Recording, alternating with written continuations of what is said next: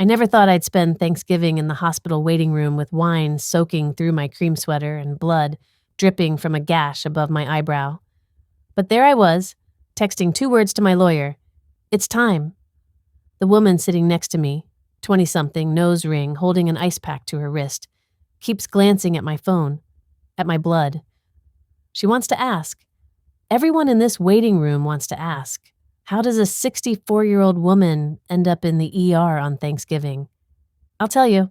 My name is Carol Jensen. I live alone in a 3-bedroom craftsman in Lakewood, Colorado, a suburb of Denver that exploded when the tech workers discovered they could buy twice the house for half the price if they drove 20 minutes from downtown.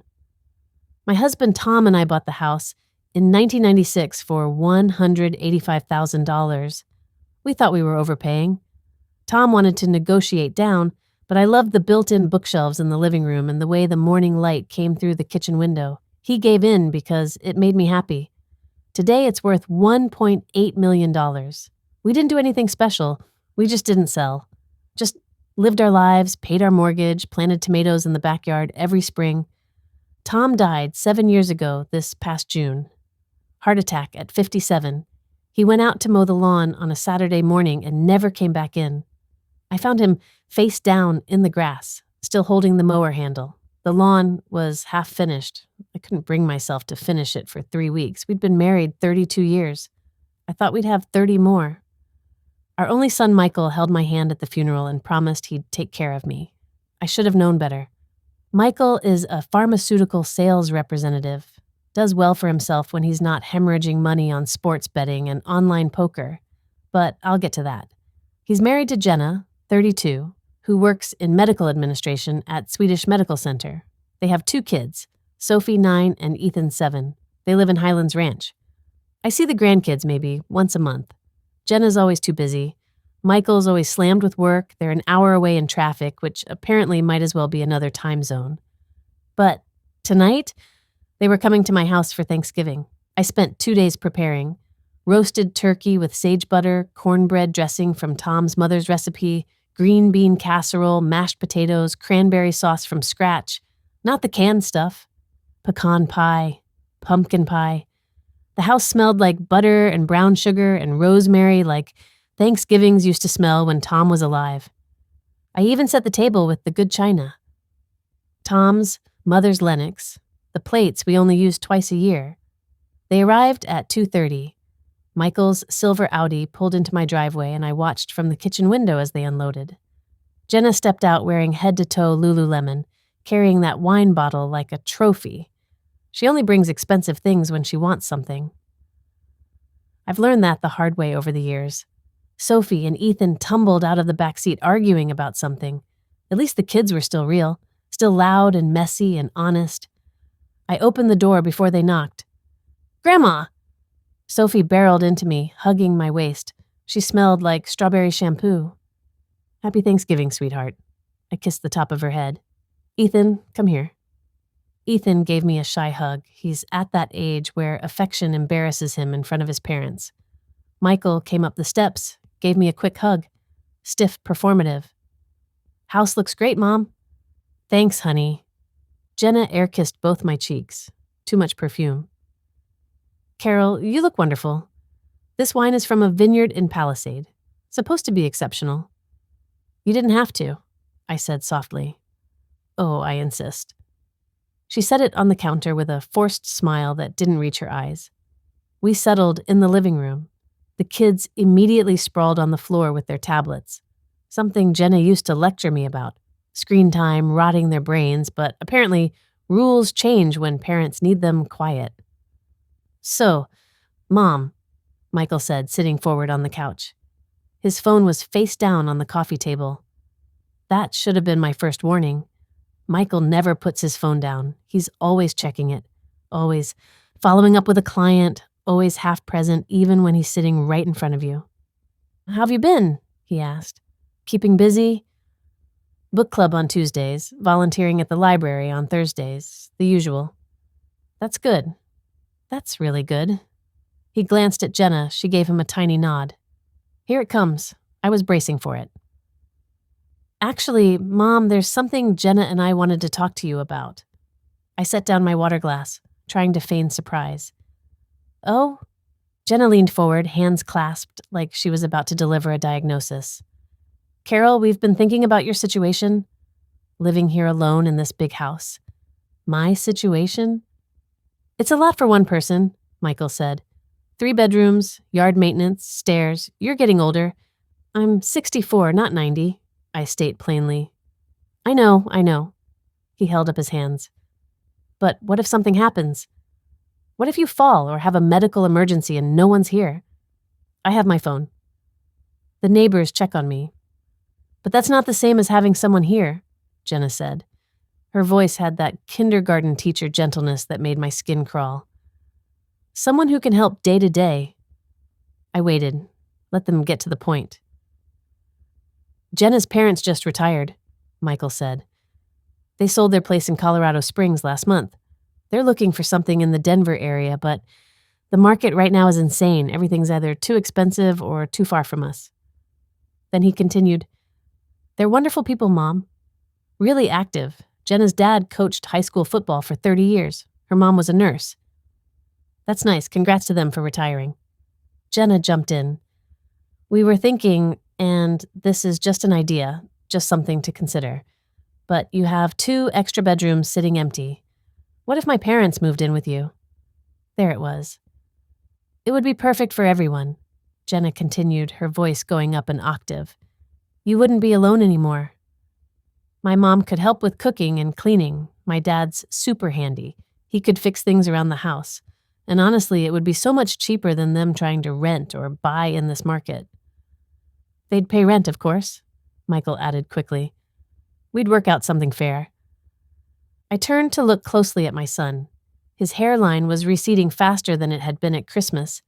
He had dark circles under his eyes. His left knee was bouncing.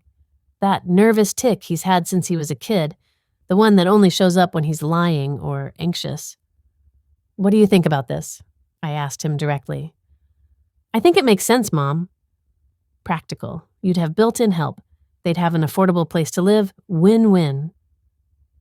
The timer went off in the kitchen. The turkey was ready. Let me check on dinner, I said, standing up. We can talk about this more over the meal. I walked into the kitchen and gripped the edge of the counter. This was exactly what Richard said would happen. Richard Thompson is my lawyer. We'd been preparing for this moment for 3 months. You see, 3 months ago, August 23rd to be exact, I got a call from my bank. Mrs. Jensen, this is Marcus from Wells Fargo Fraud Prevention. We're calling about suspicious activity on your investment accounts. My stomach dropped. What kind of activity? Someone attempted to access your accounts using your personal information.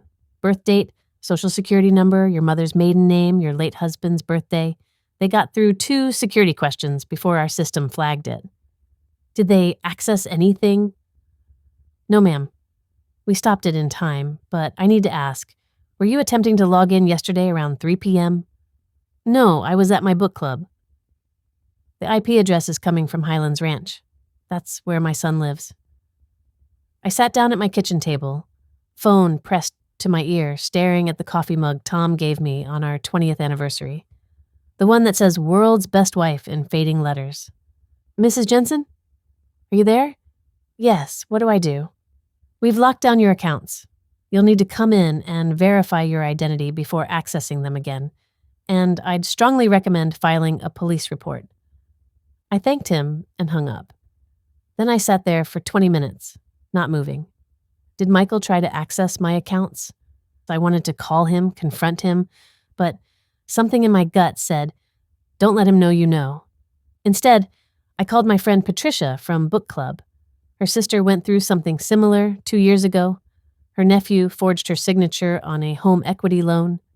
Patricia gave me a name, Richard Thompson. We met the next day at a Starbucks. Richard's mid-50s, salt and pepper hair, kind eyes that have seen too much family ugliness. He listened to everything without interrupting. When I finished, he set down his coffee cup. Carol, I see this pattern every single week. Adult children getting impatient about inheritance. They start small, accessing accounts, testing boundaries. Then it escalates. He pulled out a legal pad. How much is your house worth? About $1.8 million. I had just looked it up earlier in the day. Paid off? Completely. We made the last payment in 2015. And Michael knows this? He asked. Of course. He helped with the paperwork when Tom died. Richard nodded. Then he knows exactly what he's after. Here's what we're going to do. We document everything, install cameras, get you a cognitive assessment, proof you're mentally competent, update your will, and when he makes his next move, you'll be ready. That was 3 months ago. Since then, I'd been very busy. I installed security cameras in the living room, dining room, and kitchen, hidden ones.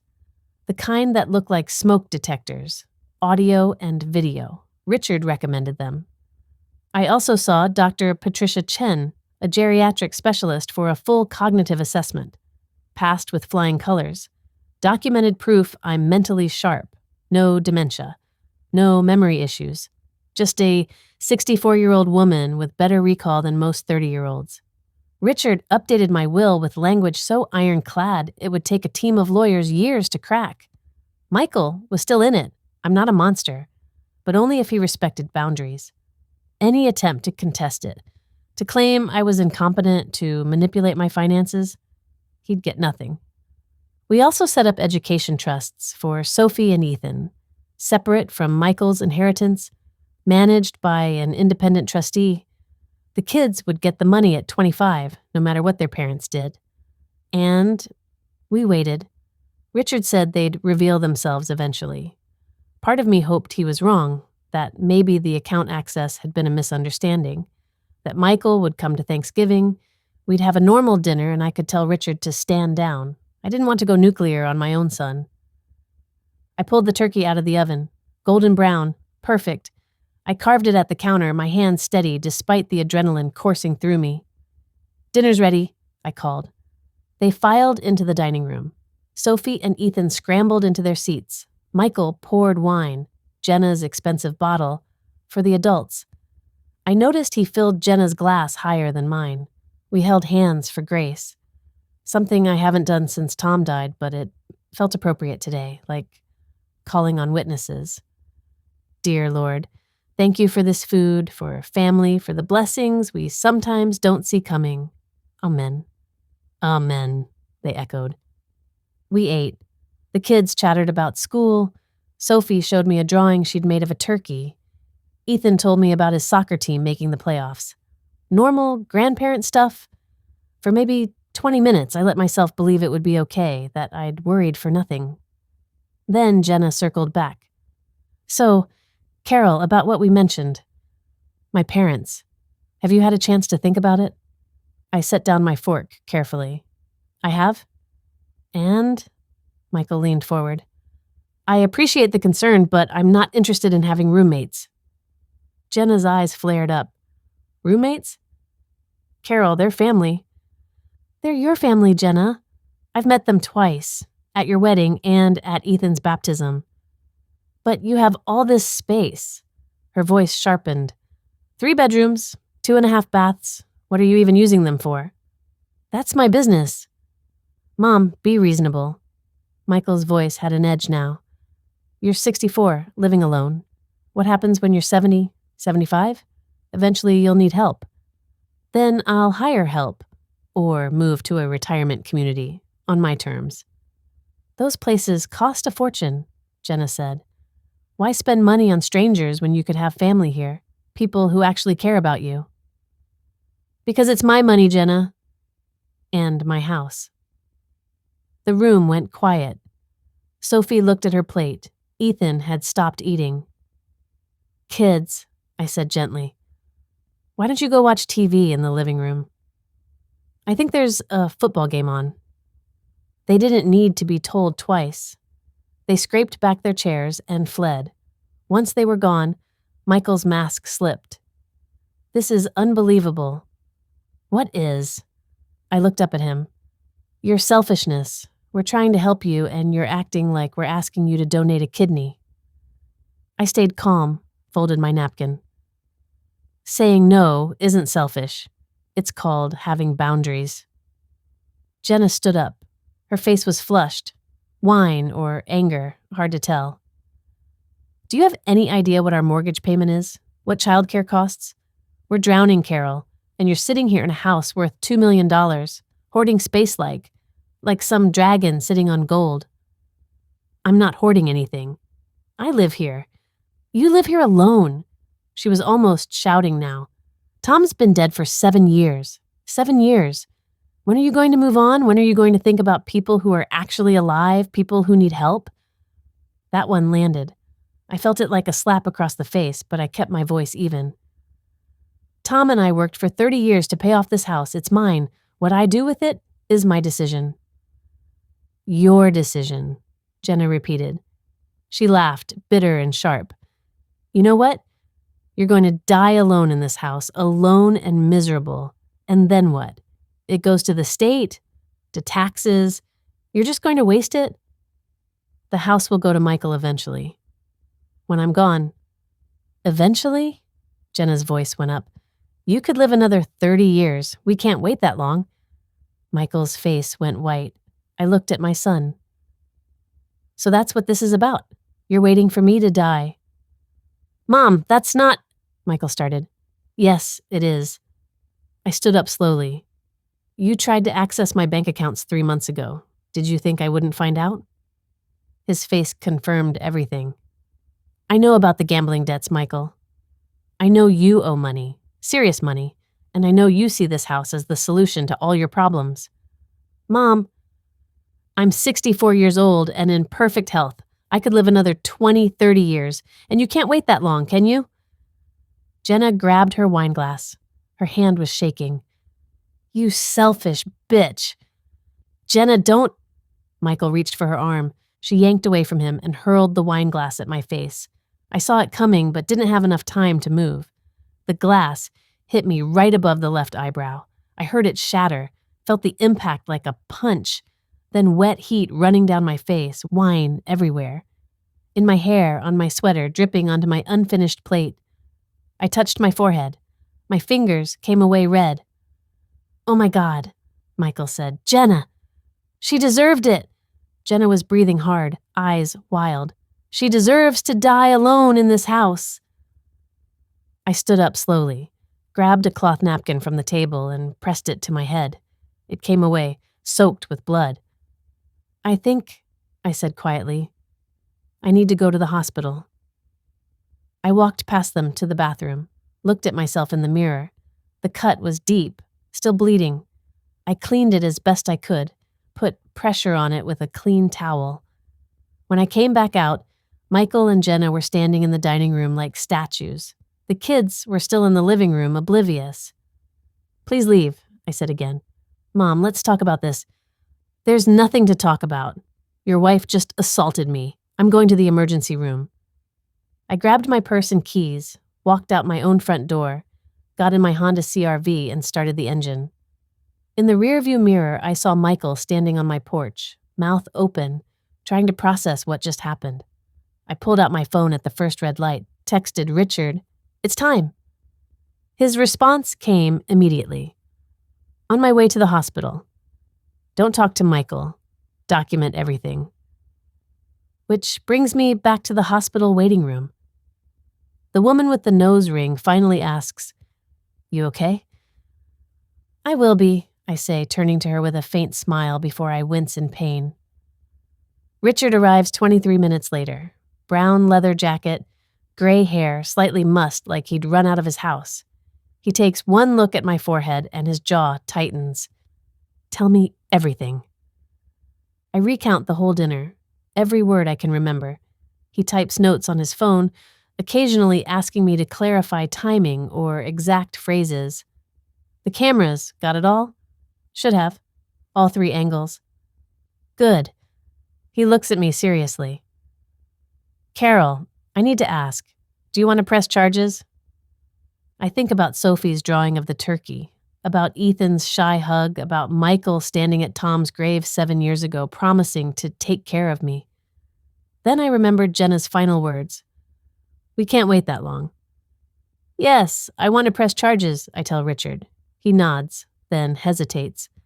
Carol, there's something else I found in my investigation. But let's get through this first. Then we'll talk about the rest. The rest? I ask, feeling another knot in my stomach. It's bigger than the account access attempt. Much bigger. His expression is grim. But one crisis at a time. Within an hour, 2 police officers arrive, a female sergeant and a younger male officer. They take my statement, photograph the injury from multiple angles, bag my wine-stained sweater as evidence. "Ma'am," the sergeant says, "do you feel safe returning home?" "I do. But I want a restraining order against my daughter-in-law." She nods. "We'll be filing assault with the weapon charges. The glass qualifies. Given your age, there are also elder abuse considerations under Colorado law." Elder abuse? "You're over 60. She's a family member. The law takes that seriously. Enhanced penalties. They leave to file paperwork. A doctor finally sees me. Young guy, probably 30, looks exhausted. He cleans my wound, applies something that stings, tells me I need 4 stitches. "You're lucky," he says, threading the needle. 2 inches lower and you'd have lost the eye. Richard drives me home. My house is dark, empty. Half of Thanksgiving dinner still on the dining room table, getting cold. "Let's check the footage," Richard says. We go to my office. I pull up the security system on my computer. 4 camera angles, living room, dining room, kitchen, front hallway. We watch the whole thing. It's worse seeing it from outside myself. Jenna's escalation is clear. Her voice rising, her face getting redder the moment she grabs the glass. The throw, my blood on the white tablecloth. Michael's weak, "Jenna, don't." That came too late and meant nothing. My calm exit. "This is airtight," Richard says. "Clear video, clear audio, unprovoked assault. You stayed calm, you left safely." She looks completely unhinged. He closes the laptop, opens his briefcase. "Now we need to talk about everything else I found." He spreads documents across my desk, bank statements, legal papers, medical records I've never seen before. "This," he taps a bank statement, "shows unauthorized transfers from your savings account.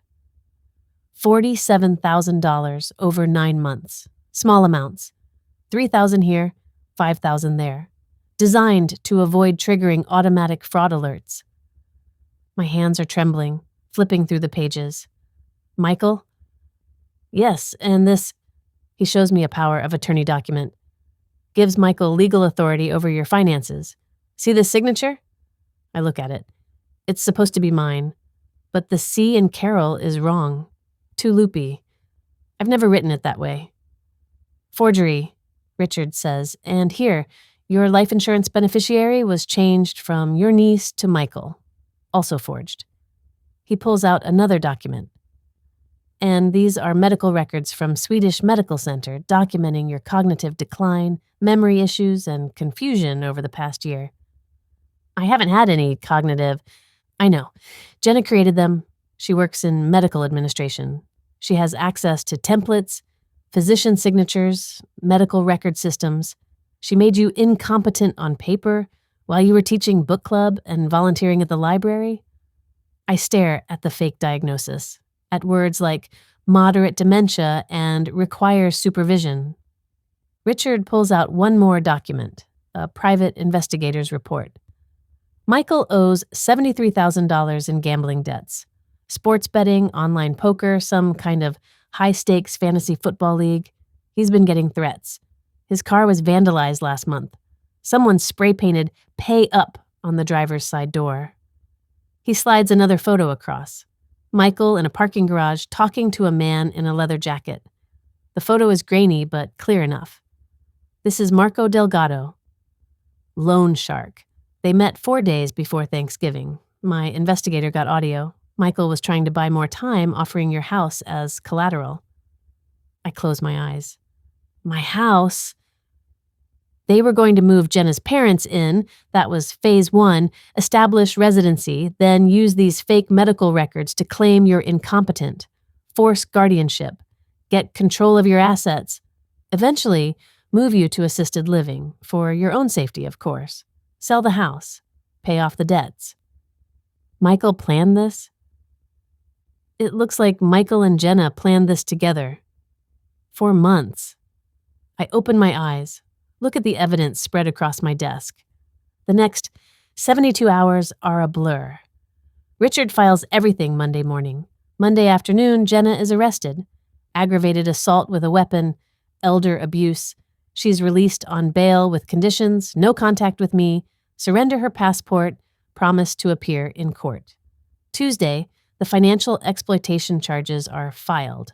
The bank freezes my accounts temporarily for investigation. They need to prove the transfers were unauthorized. Richard provides them with my alibi for every single withdrawal. I was at book club, at the library, at the grocery store. I have receipts, witnesses, timestamps. Wednesday, Michael shows up at my house. I don't let him in. We talk through the screen door. He looks terrible. Unshaven, even darker circles under his eyes, wrinkled shirt. Mom, please. Can we talk? Your 48-hour notice period hasn't passed. I'm your son, he pleaded. You're also the person who tried to steal my house, forge my signature, and create fake medical records saying I have dementia. His face crumples. Mom, I pull out a document, hold it up to the screen. This is my new will. Updated last week. You're still in it, but only if you respect boundaries. Any attempt to contest it, to claim I'm incompetent, to access my finances, you get nothing. Sophie and Ethan have trust funds. They'll be fine. But you need to figure out your own life. I was desperate. The debts, the threats. So you decided to have me declared incompetent and locked away? My voice breaks. I'm your mother, Michael. I worked 2 jobs to put you through college, and you were going to steal everything from me. He's crying now. I'm sorry. God, Mom, I'm so sorry. I don't believe you. I step back from the door. You have 2 choices. Pay back every cent you stole. Stay away from me. Respect the restraining order, or lose everything, including your children's trust funds. Richard can make that happen if you push me. I close the door, lock it, then my legs give out. I slide down to the floor, back against the door, and sob like I haven't sobbed since Tom died. My chest physically hurts, like something vital has been ripped out. After a while, I pull myself up, look through the window. Michael's car is still there. He's sitting in the driver's seat, head in his hands. Part of me wants to open the door, to fix this, to be his mother and make it okay. But I can't fix this. He has to do it himself. Finally, his car starts. He drives away. I watch until the taillights disappear around the corner. Jenna's lawyer calls Richard 2 days later. She wants to make a deal, drop the assault charges, and she'll testify against Michael. Claims she didn't know about the gambling debts, that he forged the documents without her knowledge, that she was manipulated too. Richard brings me the offer. What do you think? I ask.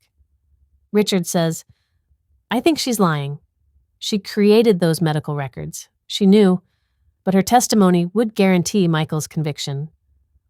I think about it for a long time. No deal. She threw a wine glass at my face. She faces consequences. 3 weeks later, I'm sitting in my living room when my phone buzzes. A text from a number I don't recognize. Grandma, it's Sophie. I'm using Mom's old phone. She doesn't know. I miss you. Why won't you visit us? Did we do something wrong? I stare at the message for 10 minutes. Finally, I type back that she and Ethan did nothing wrong, that I love them both very much. But their parents and I have some things we need to work out first. I tell her, I'm sorry. She asks when she can see me. I don't know yet, I reply. Then she says her mom told her I'm being mean. That hits like a punch. I write back that sometimes grown-ups disagree about things, that it's complicated. There's a pause. Finally, she tells me she made me a Christmas card and asks if she can mail it. My eyes burn. I tell her, yes, I'd love that. It's mid-December now, 3 weeks since everything exploded. Jenna pled guilty to assault yesterday. 3 years probation, 200 hours of community service, mandatory anger management counseling. The elder abuse notation stays on her record. Her medical license is under review by the state board. Michael's financial exploitation case is still pending. His lawyer is trying to negotiate a plea deal. Richard says he'll probably get probation if he pays everything back and admits guilt. The gambling debts are another story. Michael's on his own with those. I heard that Michael and Jenna are seeing a marriage counselor. This morning, Sophie's Christmas card arrived. Construction paper, glitter, a drawing of our family, stick figures with labels. Her, Ethan, Michael, Jenna, me. Tom up in heaven with wings and a halo. I hope Santa brings you something good. Love, Sophie. I put it on my refrigerator. Then I sit at my kitchen table with a cup of coffee, Tom's World's Best Wife mug, and look around my house. It's quiet, empty, but mine. I don't know if I made the right choices. I don't know if Michael will ever really apologize or if Jenna understands what she did. I don't know when I'll see my grandchildren again or if they'll understand someday why I did what I did. But I know this. I'm not going to spend the last 20 or 30 years of my life being managed, manipulated, or declared incompetent by people who see me as an obstacle instead of a person. Tom and I worked too hard. Sacrificed too much. This house is mine. My money is mine. My life is mine. And I'm not giving any of it away out of guilt or obligation or because someone threw a tantrum when I said no. Maybe that makes me selfish, or maybe it just makes me someone who finally learned that you can't set yourself on fire to keep someone else warm. Not even your own child. Did I do the right thing? And if you're still here with me, please subscribe and tell me in the comments where you're watching from. You can help more people find this story and recognize the signs before it's too late. Thank you for watching.